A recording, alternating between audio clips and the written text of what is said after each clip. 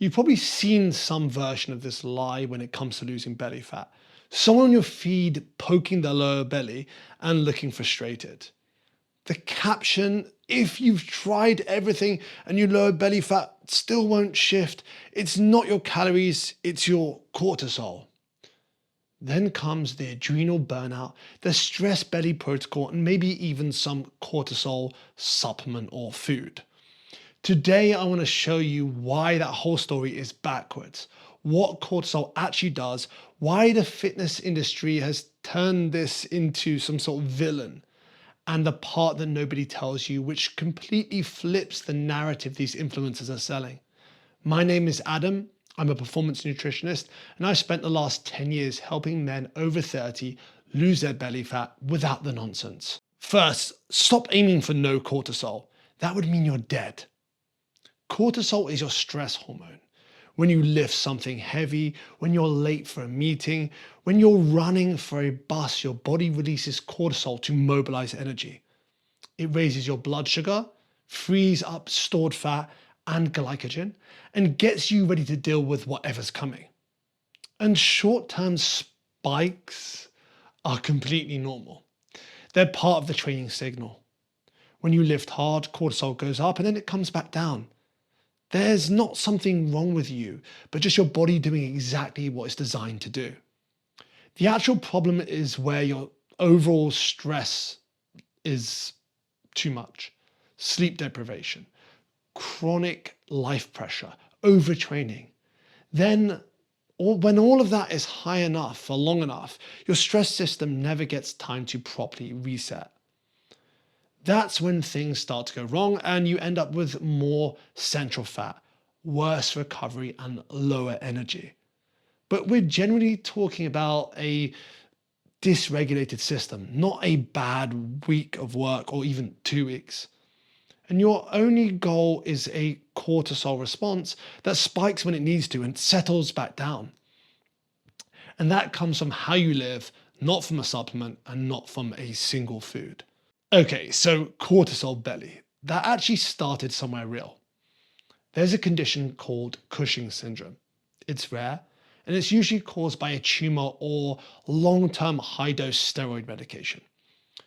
In people with Cushing's, cortisol is chronically abnormally elevated.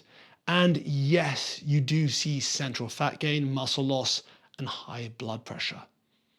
So there's a recognized pattern. Yes, extreme cortisol excess is associated with abdominal fat. So that's where it started, and that's where it should have stayed. But wellness content influencers, whatever you want to call them, took this extreme disease state and walked it into everyday life. Stressed at work? Bit of belly fat? Congratulations, you basically have mini Cushing's. On top of that, you've got adrenal fatigue, that whole idea, which isn't actually recognized as some sort of diagnosis in mainstream endocrinology. Just by the way. That's also giving influence a narrative where your adrenals get burnt out and start misfiring cortisol all over the place. It's a perfect myth that takes a real medical condition, strips out all the nuance and repackages it as the reason you can't lose your belly fat.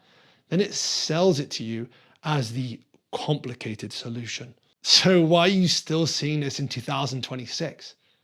Because it's the perfect sales story. It gives you that villain to blame instead of your actual habits. It sounds complicated and sciencey, something that you've never done before. So you feel the need to get an expert's secret protocol to fix it. And it targets a real frustration that a lot of men face. Because belly fat is generally the last place to shift, and that feels suspicious. Next time you see that content, just ask yourself one thing. Are they actually explaining how to stay in a calorie deficit? Because if the answer is no, you're not watching education, you're watching an advert. Okay, so what does cortisol actually do to your fat loss? We can't just ignore it, and we need to give cortisol some credit. Yes, it can make fat loss harder, but not in the way people think. Chronic stress and poor sleep change your appetite and your decision making. You crave more of the stuff that gives you a quick hit. and your ability to say no to extra calories just drops. You also end up tired and irritable, 2 decisions away from ordering a takeaway at 9 p.m. or whatever time you order it.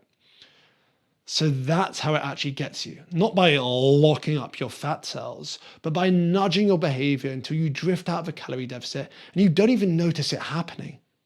I had a client a while back who was meticulous Monday to Thursday. He tracked everything. He trained well, slept reasonably well, but he was doing a job that he generally found grinded him down. I hate that word, grinded, but it did do that. By Friday, something always gave. It wasn't a binge. He was just loosening up a bit, some drinks, a meal out. The weekend gradually got away from him.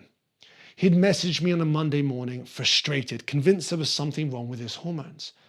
And nothing was wrong with his hormones. He was just tired and stressed and using food in a way that most of us do when we're stressed and tired. And that's the cortisol story for most men. It's behavioral and not biochemical. Okay, so there's also water retention to be aware of.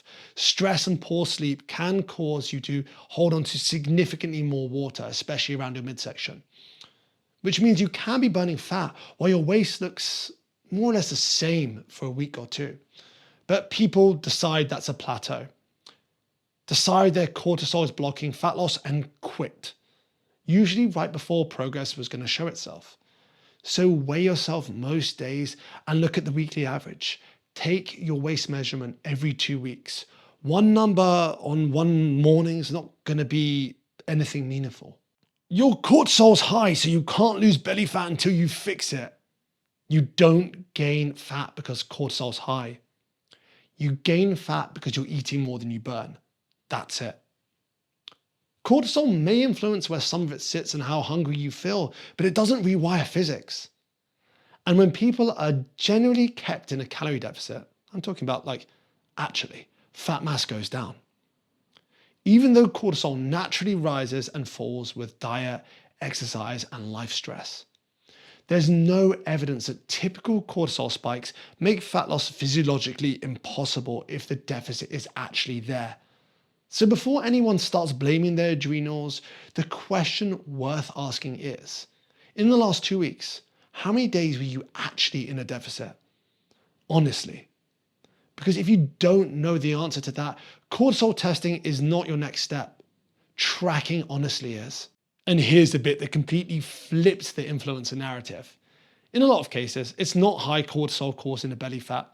It's the other way round. Central fat, particularly the visceral fat that sits deep within your abdomen, is associated with more dysregulated cortisol environment. The fat is part of what's disrupting the system. And when people lose a significant amount of that fat, you see shifts in how the body handles cortisol.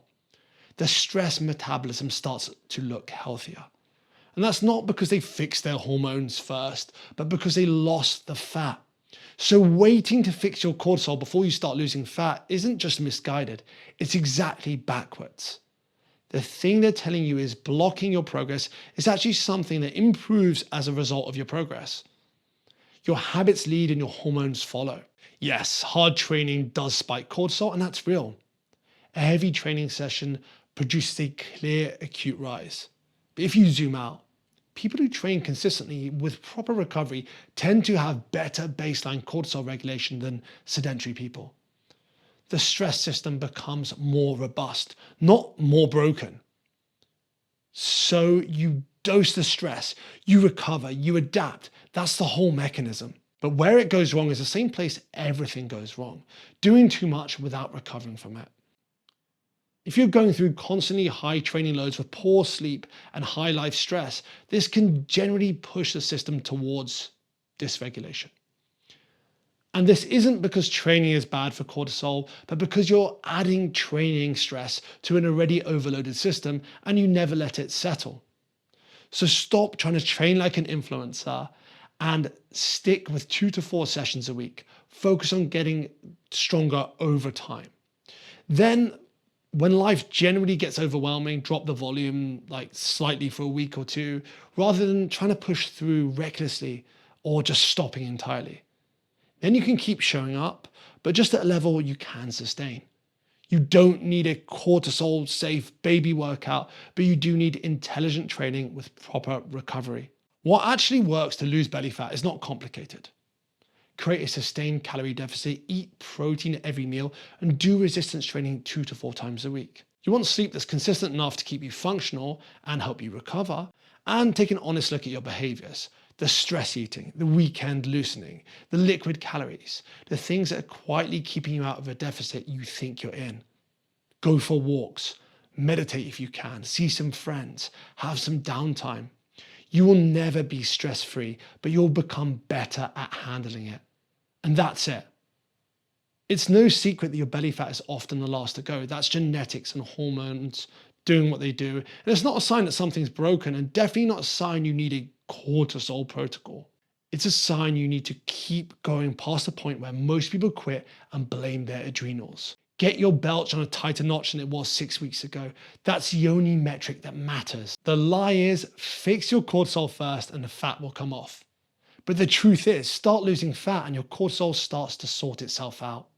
And if you enjoyed this video, hit subscribe and watch this video next. I'll see you there.